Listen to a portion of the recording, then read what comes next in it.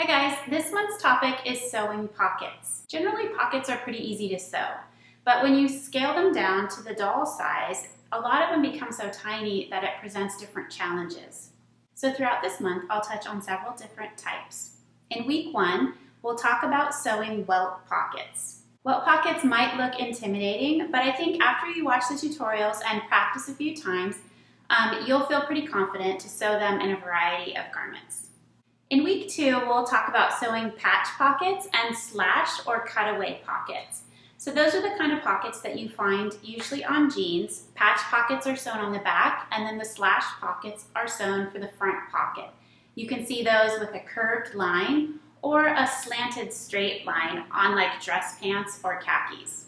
In week 3, we'll talk about sewing side seam pockets or hidden pockets. Right now it seems like dresses with pockets are pretty on trend. I see them everywhere. My girls love it when the dresses have pockets in them. So it's a fun technique to work into a variety of designs.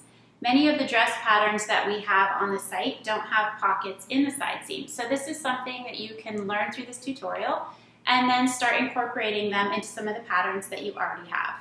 Then in week 4, we'll talk about sewing utility pockets or patch pockets with flap closures on the top.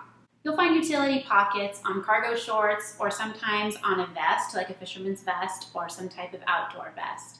They're similar to a patch pocket, but they have either a pleated side or an extra side piece so that the pocket comes out slightly from the garment, allowing you to put more stuff inside. Sometimes these are referred to as kangaroo pockets. I'm excited to share these tips and techniques with you. And I really hope that once this course is over, you'll feel confident that you can sew perfect pockets.